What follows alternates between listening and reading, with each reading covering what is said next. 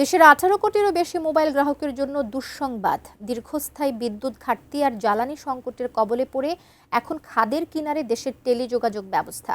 প্রতিদিন লাখ লাখ লিটার তেল পুড়িয়ে জেনারেটরের মাধ্যমে নেটওয়ার্ক সচল রাখার চেষ্টা করলেও অপারেটররা বলছেন এভাবে আর বেশি দিন চালানো সম্ভব নয়।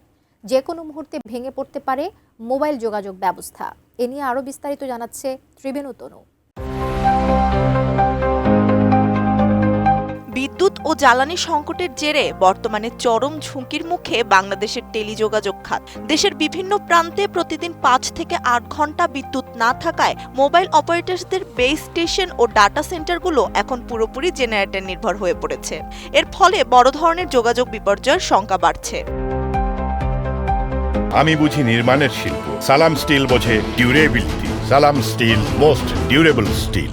সম্প্রতি association of mobile telecom operators of বাংলাদেশের পক্ষ থেকে বাংলাদেশ টেলিযোগাযোগ নিয়ন্ত্রণ কমিশনে পাঠানো চিঠিতে সংকটের ইঙ্গিত পাওয়া যায়। সংকটটি দেশের ডিজিটাল সংযোগ ব্যবস্থার জন্য ঝুঁকিতে রূপ নিয়েছে। অপারেটরদের হিসাব অনুযায়ী সারা দেশে মোবাইল নেটওয়ার্কের কার্যক্রম সচল রাখতে বর্তমানে প্রতিদিন প্রায় 1 লাখ লিটার জ্বালানি ব্যবহার করা হচ্ছে। বেস ট্রান্সসিভার স্টেশন সাইটগুলো সচল রাখতে প্রতিদিন 52,425 লিটার ডিজেল ও 19,859 লিটার অকটেন ব্যবহৃত হচ্ছে। ডাটা সেন্টার ও সুইচিং স্থাপনাগুলোতে প্রতিদিন ব্যবহৃত হচ্ছে 27,196 লিটার ডিজেল।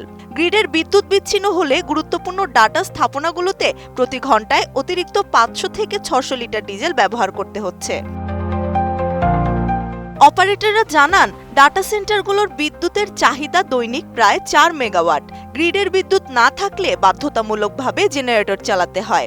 বর্তমানে বাংলাদেশে 18 কোটি 50 লাখের বেশি মোবাইল গ্রাহক রয়েছে।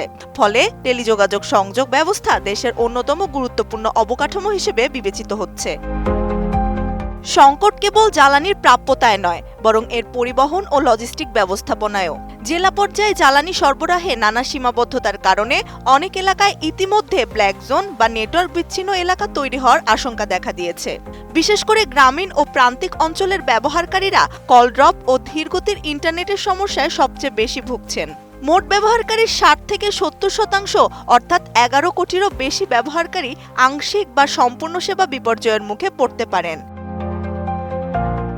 রবি গ্রামীণফোন ও বাংলালিংকের শীর্ষ কর্মকর্তারা এই পরিস্থিতিকে ভাঙনের দ্বারপ্রান্ত বলে উল্লেখ করেছেন। তাদের দাবি, টেলিযোগাযোগকে জরুরি সেবা হিসেবে স্বীকৃতি দেওয়া হলেও নিরবচ্ছিন্ন বিদ্যুৎ সরবরাহে অগ্রাধিকার মিলছে না।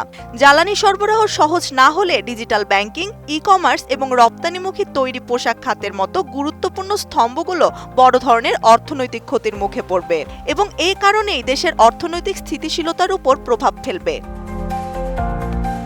প্রায় 11 কোটি গ্রাহক আংশিক বা সম্পূর্ণ সেবা বিপর্যয়ের মুখে পড়ার যে আশঙ্কা তৈরি হয়েছে তা মোকাবেলাই এখন বড় চ্যালেঞ্জ।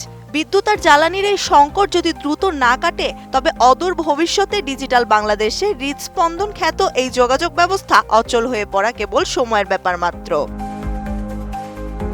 ত্রিবেণী তনু, ATN নিউজ।